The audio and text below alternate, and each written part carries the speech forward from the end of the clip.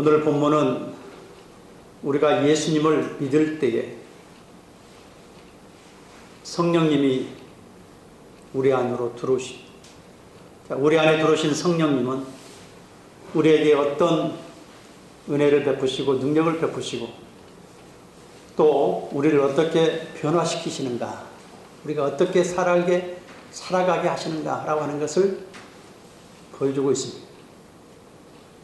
자, 성령이 우리에게 임하시면 우리가 보고 듣고 말하는 영적인 세계에 관심을 갖게 돼요. 보는 눈이 달라져요. 그리고 우리의 내면이 옛사람은 죽고 새 창조물로서의 전혀 다른 차원으로 새 사람이 돼요. 새 사람으로서의 살아가는 삶이 될 뿐만 아니라, 그리고 육체로 사는 삶이 아니라 성령의 인도함을 받아 살아가는 삶이 될 수 있다, 되어야 한다 라고 하는 것을 이야기를 하고 있습니다. 자, 오늘 우리에게 들어오신 성령에 대한 성령의 은혜, 우리는 어떤 모습으로 은혜를 받아 누리고 살아가는 삶이 되어야 될 것인지에 대해서 오늘 본문의 말씀을 통해서 구절구절을 보면서 말씀의 피차 은혜를 받기를 원합니다. 오늘 본문에 보면 14절 15절 베드로가 11 사도와 함께 서서 소리를 높여 이르되 유대인들과 예루살렘에 사는 모든 사람들아 이 일을 너희로 알게 할 것이니 이 말에 귀를 기울이라. 때가 제3시이니 너희 생각과 같이 사람들이 취한 것이 아니라. 자, 사람들은 취했다고 생각을 하고 있는 거예요. 근데 시간이 제3시라요. 근데 유대인의 제3시는 오늘날 시간으로 계산하면 아침 9시. 아침 9시부터 출첵 리가 없죠. 네. 자, 아침 9시에 이 역사가 나타나는 거예요. 근데 오늘 본문에 보면 베드로가 일어나서 너희로 알게 할 것이니 내 말에 귀를 기울이라. 자, 성경의 말씀을 우리가 아는 것, 깨달는 것, 아무리 성경을 읽어도 깨달지 못하면요 열매가 맺혀지질 않아요. 깨달아야 우리의 삶의 열매로 나타나게 되어 있어요. 그래서 깨닫는 게 중요해요. 자, 이스라엘 백성들이 하나님의 말씀을 가지고 있고 소유하고 있고 말씀을 따라 살아가는 백성이라 이야기를 하는데 그들이 열매가 없어요. 그래서 이사야 6장 9절을 보면은요 하나님이 얼마나 안타까운지 이 백성들로 듣기는 듣게 하라, 보기는 보게 하라, 그런데 깨닫지 못하게 하고 보는 것을 보지 못하게 하라. 근데 보고 듣기는 하지만 그 내면 속에서 영적인 것을 보지 못하게 하고 영적인 것을 깨닫지 못하게 하는, 하나님이 아예 이스라엘 백성들이 어떤 존재인지를 알고 깨닫지 못하게 하고 오히려 듣지 못하게 하는, 그러니까 들어도 깨닫지 못하는 거예요. 보아도 알지 못하는. 여러분, 이 자리에 앉아 있어도 우리가 하나님 말씀을 깨닫지 못한다면 열매가 안 나타나요. 핵심이 뭐냐면요, 알게 하라 이야기를 했을 때 우리는 그것을 듣고 깨닫고 그래야 때 열매로 나타난다는 거예요. 마태복음 13장의 가장 중요한 내용이 뭐예요? 30배, 60배, 100배의 열매로 나타난다라고 하는 것은 깨달는 자니 이 말이에요. 깨달는 자. 깨닫지 못하면 절대 열매로 나타나지 않습니다. 오늘도 이 말씀을 통해서 깨달음으로 열매를 맺기까지 나아갈 수 있는 저와 여러분이 될 수 있기를 주의 이름으로 축원합니다. 열매까지 가야 돼. 열매. 나타나야 돼. 깨달아야 열매가 나타나요.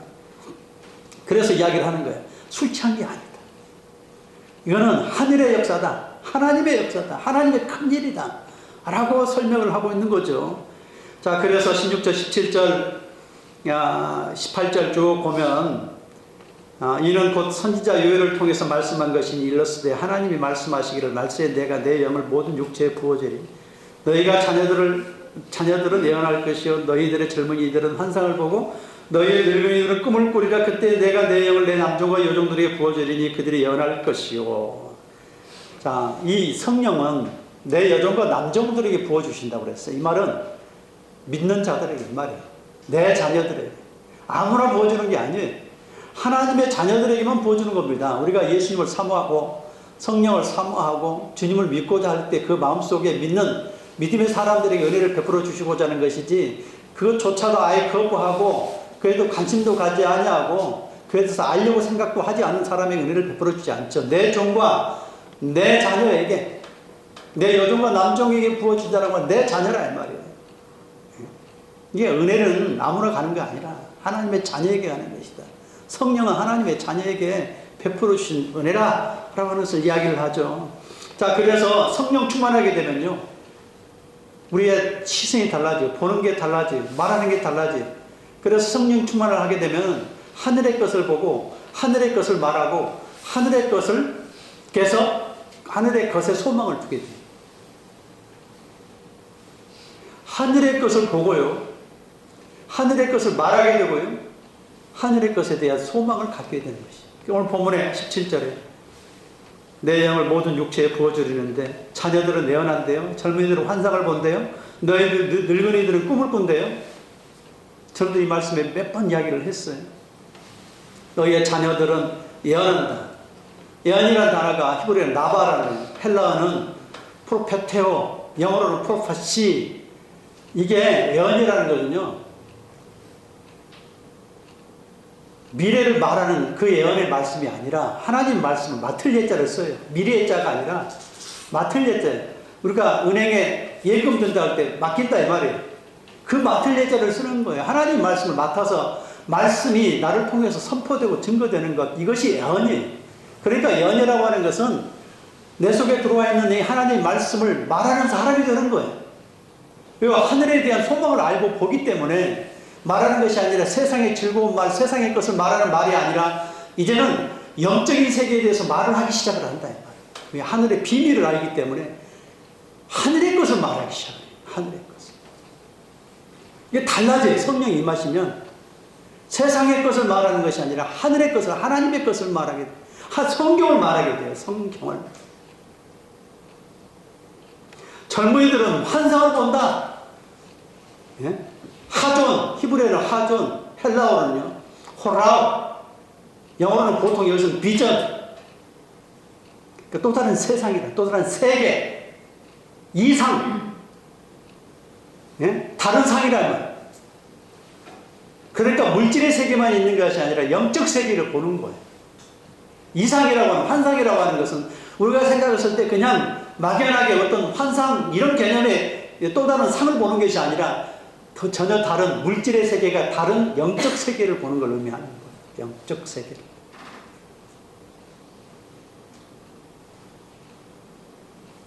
여러분, 사도 바울이 그 전부터 쭉 넘어가면 구약 성경에 이 열왕기하 6장을 보면은요, 이 북이스라엘에 엘사라는 선지자가 있었죠. 남쪽 유다와 북이스라엘이 갈라져 있고, 북이스라엘은 그 위에 아람 시리아로부터 늘 위협을 받고 있어요.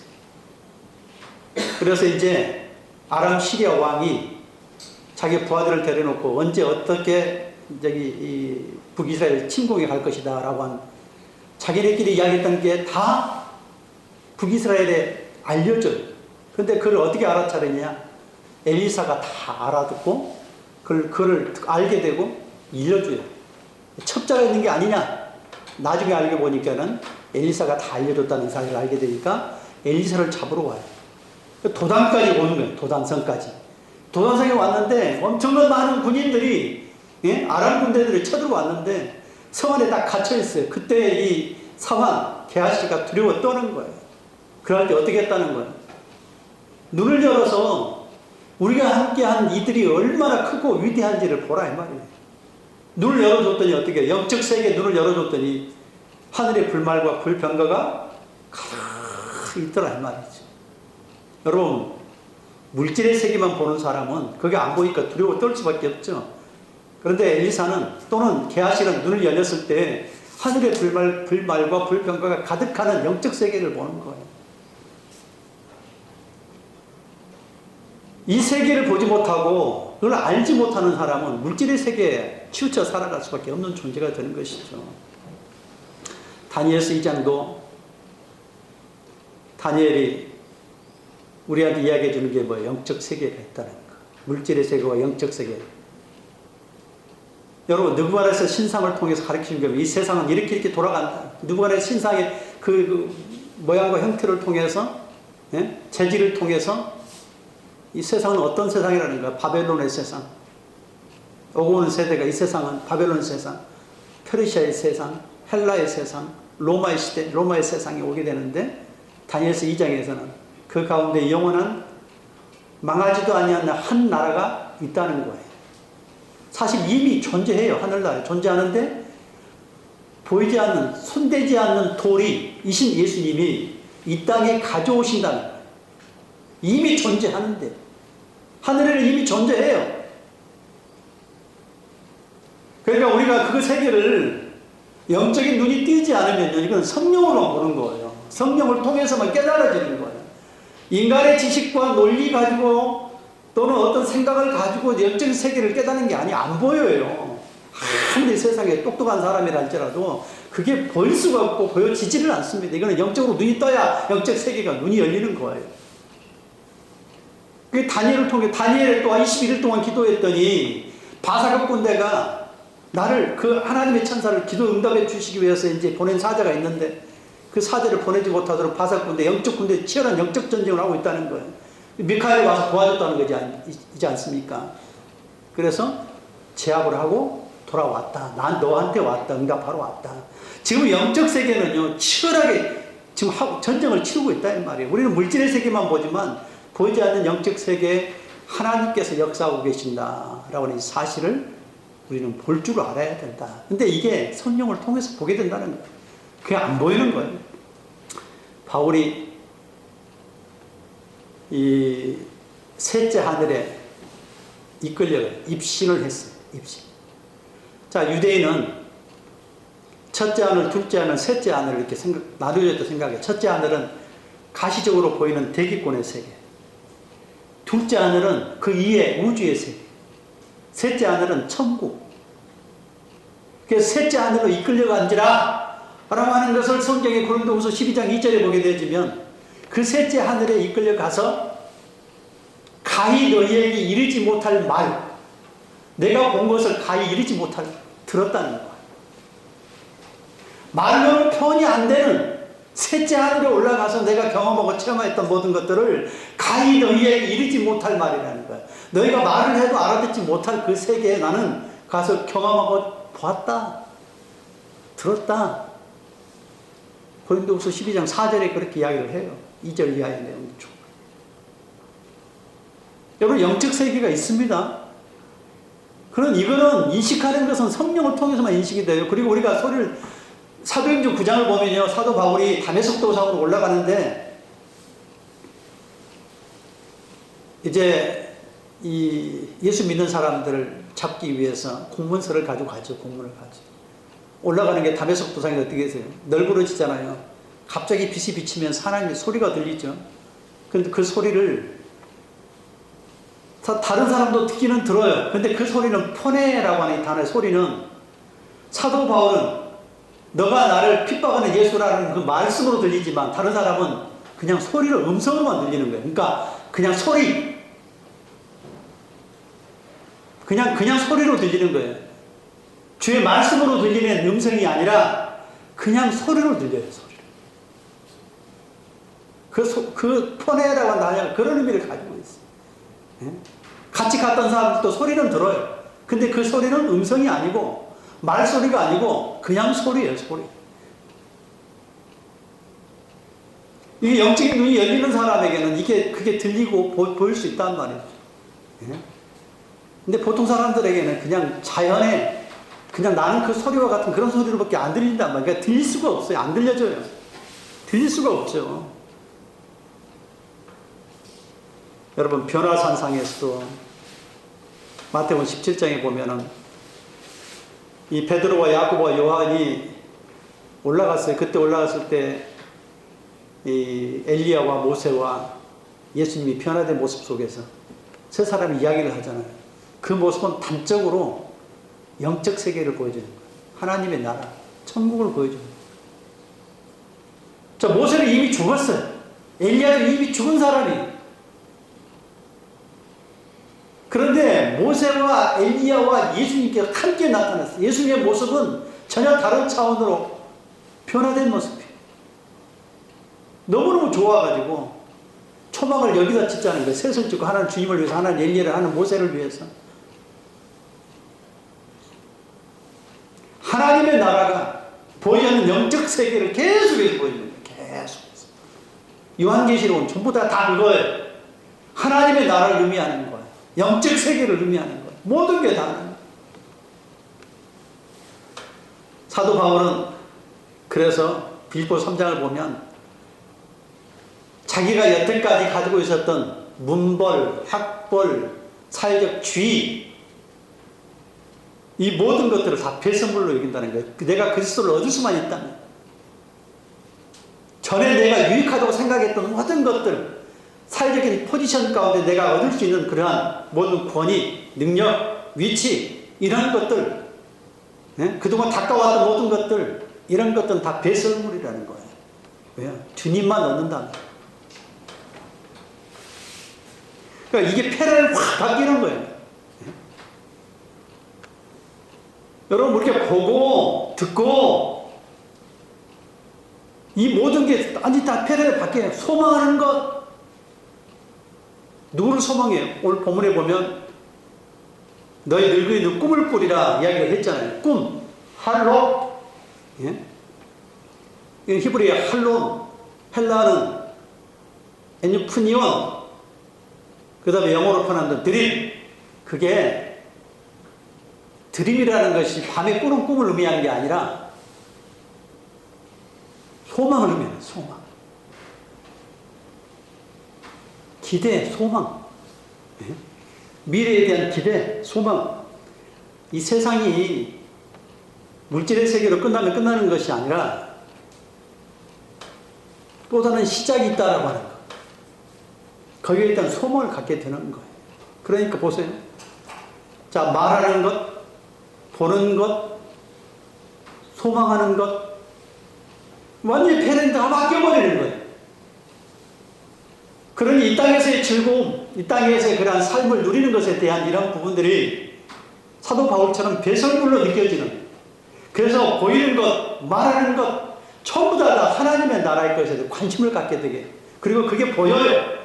그게 느껴지는 거예요. 그게 보이고, 그게 이 속에서 느껴지고, 그 다음에 말하게 되고, 거기에 소망을 갖게 되고, 이 땅의 소망을 갖는 것이 아니라 하나님의 것, 하나님의 나라, 하늘나라에 대한 소망, 이걸 갖게 되기 때문에 사는 삶의 방향이 바뀌는 거라 이 말이에요. 성령이 충만하게 되면, 성령을 받게 되면 말하는 것, 보는 것, 그 다음에 살아가는 삶의 방식 다 바뀌어버린다 이 말이에요. 그리고 하늘나라가 있는 거 아니까, 보이니까, 눈에 보이니까, 깨달아지니까, 그러니까 말도 이제 성경의 말을 하게 되고, 하나님의 하늘나라의 언어를 이야기를 하게 되고, 네? 한다 이 말이에요. 그래서 베드로전서 4장 11절에 누가 말하려면 하나님의 말씀을 하려는 것 같이 하고, 이 말은 하나님의 말씀을 하고 이 말이에요. 말하려면 하나님의 말씀을 해라 이 말이에요. 세상의 언어를 말하지 말고 하나님의 언어를, 하늘나라를 이야기해, 성경을 말하라. 그 다음에 19절부터 21절까지의 내용을 보면, 자, 성령을 받음으로 새 창조가 일어나요. 새 창조의 역사를 만들어갑니다. 새 창조가 일어나요. 우리 내면 속에서 전혀 다른 차원의 창조의 역사가 만들어지게 돼요. 그래서 19절, 21절까지 보면, 또 내가 위로 하늘로는 기사를, 아래로는 땅에서는 징조를 베풀리니 곧 피와 불과 연기로다. 주의 크고 영화로운 날이 이르기 전에 해가 변하여 어두워지고 달이 변하여 피가 되리라. 누구든지 주의 이름을 부르는 자는 구원을 받으리라 하였느니라. 자, 주의 죽으심과 부활하심과 성령을 받음으로 말미암아 새 창조 역사가 나와요. 자, 옛 창조물들은 심판을 이루어요. 심판이 돼요. 자, 내가 이루는 하늘에는 기사, 땅에서는 징조, 피와 불과 연기. 20절에 해가 변하고 달이 변해서 피가 되리라. 피가 불은 뭐 마지막 때 하나님의 심판이 이루어지면 피와 불, 하나님의 심판이죠. 심판. 핏빛으로 바뀌고 불에 타고 연기가 나고. 자, 첫째 창조물, 이 우주의 첫째 창조물들이 심판이 이루어지죠. 왜? 새 창조를 이루기 위해서 심판이 이루어진다. 근데 사실 이 속에는 영적인 의미가 담겨져 있어요. 영적인 의미. 자, 예수님이 죽으심으로 옛것을 심판을 해버려요. 그리고 그 안에서 새로운 생명으로 창조돼요. 이게 성경에서 다 그대로 이야기를 하고 있는 거죠. 그러니까 징조라는 게 뭐라고 했어요. 그래서 기사와 징조는 놀라운 하나님의 능력을 이야기를 하면서 징조는 뭔가를 가리킨다고 했잖아요. 예수님을 말하고자 하는 거예요. 예수님을 붙잡아라 이 말이에요. 그 징조를 통해서. 자, 옛것을 심판하기 위해서는 예수님이 십자가를 통해서 심판이 이루어져요. 성경에 보면은 누가복음 23장 44절에 보면은요, 예수님께서 십자가에 죽으실 때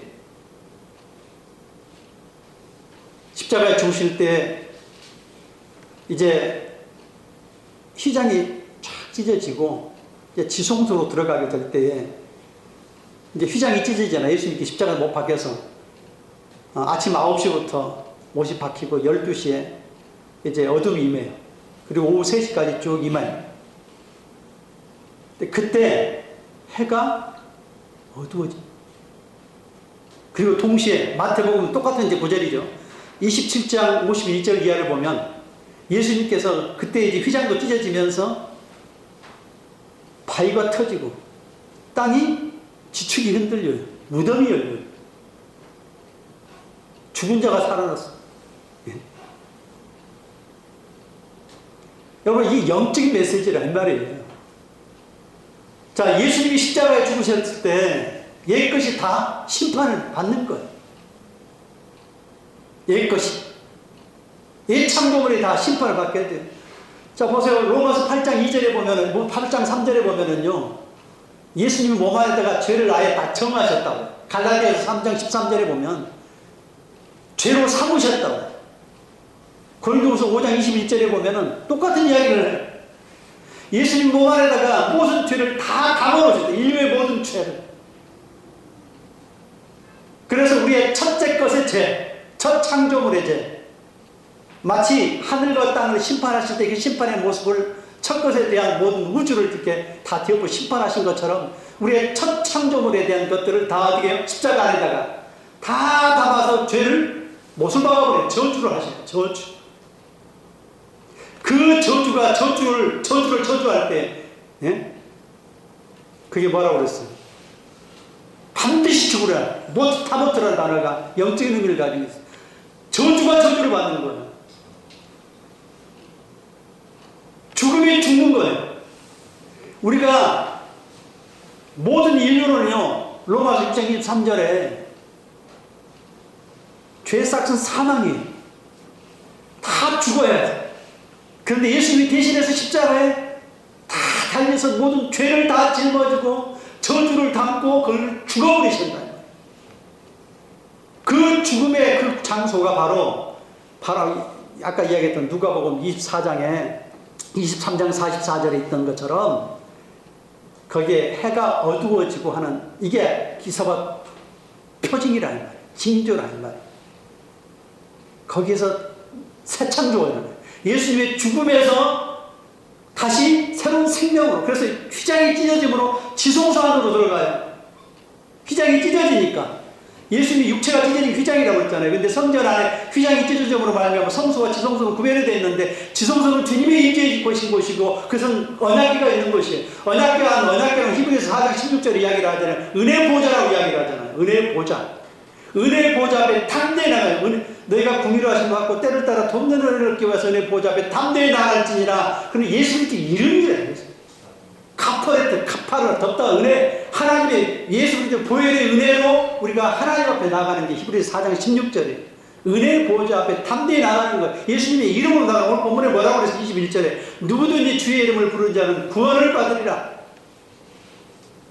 우리의 옛것이 다 죽고 그 안에 새로운 창조물로서의 거듭난 그리고 성령을 받게 됨으로 말미암아 전혀 다른 차원의 삶을 살아가게 되는 이 모습을 동시에 그려놓고 있다 이 말이에요. 여러분 창세기 2장 7절에 보면 우리가 처음 창조를 받았을 때 우리가 흙으로 빚음을 받았어. 그리고 거기에 생기를 불어넣으니 생명이 존재라. 근데 그게 우리의 몸뚱아리가 죄덩어리란 말이에요. 그런데 그걸 멸하셔야 돼. 그래서 예수님이 대신해서 다 멸하시고 한 다음에 우리를 그 안에 호흡을 다시 불어넣으시고 그게 요한복음 20장 22절이에요.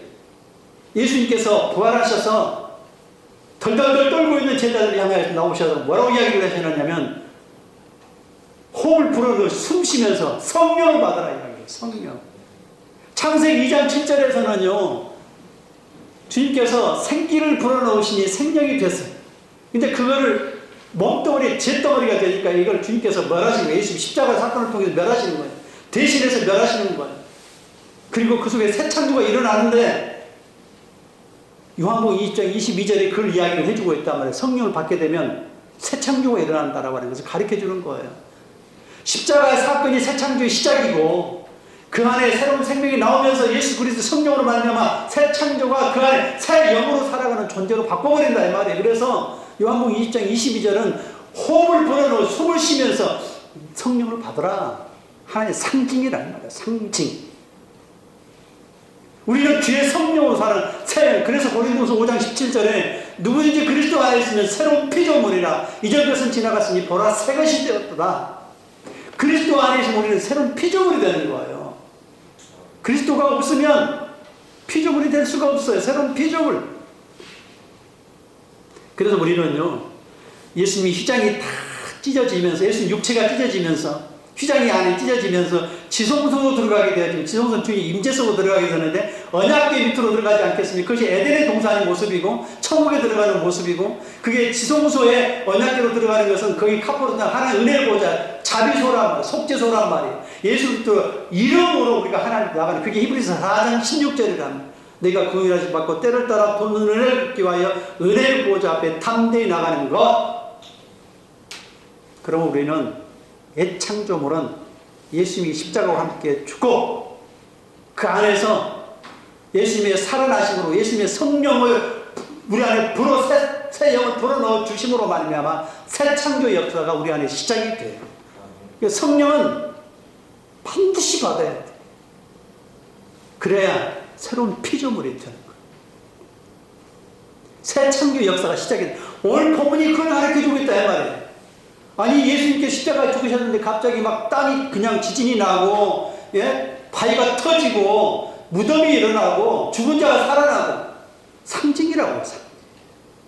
실제 일어난 사건이지만 그 사건을 통해서 우리에게 보여주는 그 영적 의미를 던져주고 있다 이 말이에요. 우리가 주님 안에서 새로운 생명으로 다시 살아나는 거예요.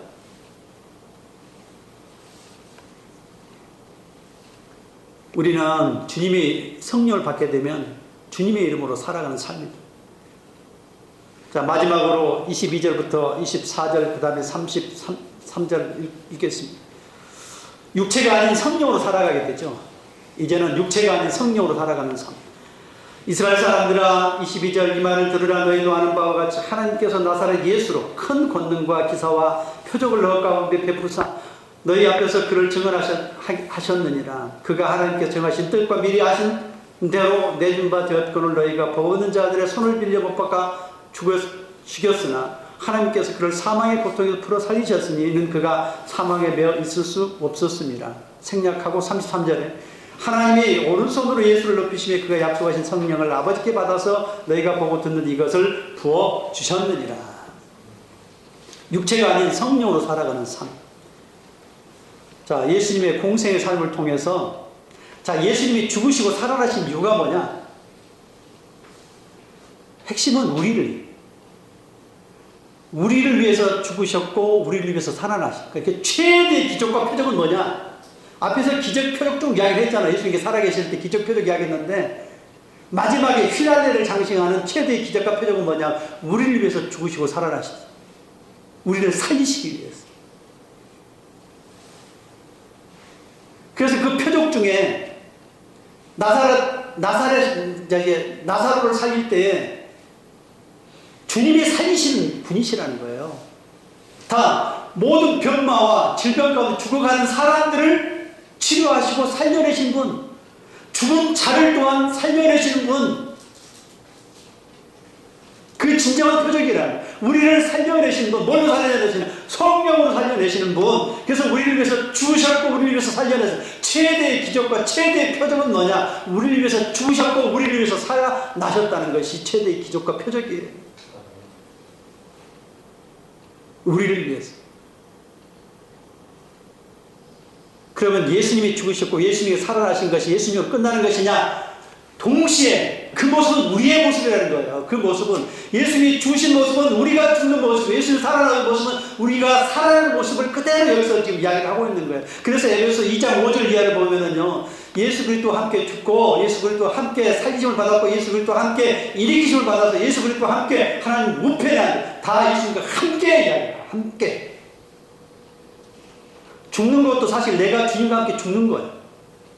그 주님이 죽으시면 주님이 죽으심으로 끝나는 것이 아니라 사실은 주님이 죽으시면 내가 죽는 거예요. 함께 죽는 거예요. 함께. 그럼 주님이 죽으셨을 때 나는 같이 죽는 거예요. 내가 같이 죽는 거예요. 그래서 주님이 이 길을 뭐라고 그러냐 보세요. 정하신 뜻, 이거는 정하신 주님 뜻이라고 하는 거. 주님 하나님의 계획 속에 오늘 본문의 23절에 정하신 뜻, 그 다음 28절에 생명의 길을 내게 보셨다. 자, 이 정하신 죽으심과 살아나신 하나님이 정하신 뜻이에요. 죽게 하심과 살아나게 하심은 하나님의 뜻인데 그걸 통해서 뭘 보여줘요? 28절에 생명의 길을 보여주는 거예요. 생명의 길을 우리한테 보여주시는 거예요.